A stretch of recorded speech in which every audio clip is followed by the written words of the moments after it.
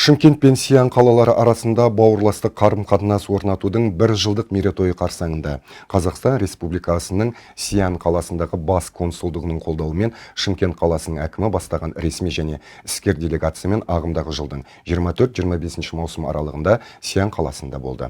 Сапар Сиян қаласындағы көлік-логистикалық терминалды аралаудан басталды. Сиян қаласы Қытайдың транзиттік орталығы, ал құрғақ порты елдегі ең үлкені. Мұнда Қытай мен Европалық одақ арасында контейнерлік пойыздардың жалпы көлемінің 40%-ға жуығы қалыптасады. Терминал еліміздің экспорттаушылары үшін жаңа нарықтарға жол ашады. Жүктерді жеткізу мерзімдерін айтарлықтай қысқартады және Қазақстанның Евразиядағы сенімді транзиттік хаб ретіндегі ұстанымын нығайтады. Одан әрі бөлек мегаполис басшысы Сиян қаласындағы алғашқы ұлттық тағамдар жеті тандыр мейрамханасының жобасының іргетасын қалау рәсіміне қатысты. Сиян қаласындағы алғашқы ұлттық тағамдар жеті тандыр мейрамханасы жобасының іргетасын қалау рәсіміне қатысты. Жақын арада барлық шаралары аяқталып, 2 айда іске қосылу жоспарланған. Әрі қарай Қазақстан Республикасының Сиян қаласындағы бас консулдығының ғимаратында Шымкент Сиян қалалары кәсіпкерлерінің сауда-экономикалық форумы өтті.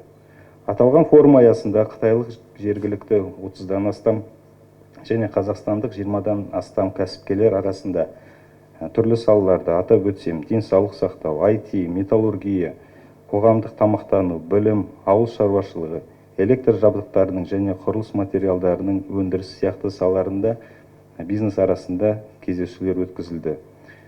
Қоса кетсем, форум аясында осы Шымкент өнімдерін Қытай тұтынушыларымен кең көлемде таныстыру үшін үлкен жәрмеңке өтті. Онда біздің қаламызда шығарылатын бұйымдар паш етілді.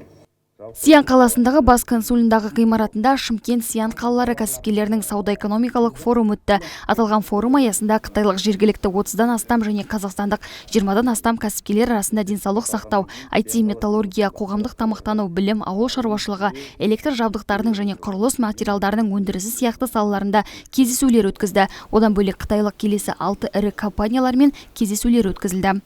6 Қытайдың ірі компанияларымен әкімнің келіссөздері өтті. Екі жақты атап өтсем, бұл 6 компания тек қана Сиян қаласы емес, оған қоса жалпы Қытайда өз аты бар, орныққан, тұрақты даму тарихы бар ірі компаниялар болып табылады.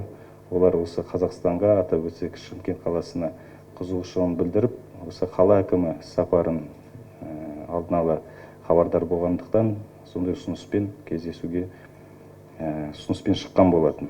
Атап өтсем, ол Жаңсу Hyundai Lighting Group деген компаниясымен осы көше жарықтарын, жалпы жарықтық диод ландшафт шамдары, одан бөлек түрлі шамдар шығаратын ірі заводтың басшылығымен кездесіп, осы Шымкент қаламызда соның локализациясын жасау, осында біріккен кәсіпорын ашу бойынша келіссөздер жүргізіліп талқыланды.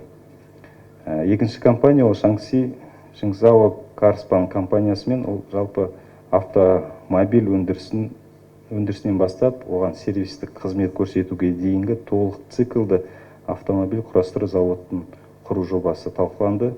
Оларға Қазақстан үлкен нарық қызығушылық танытуда.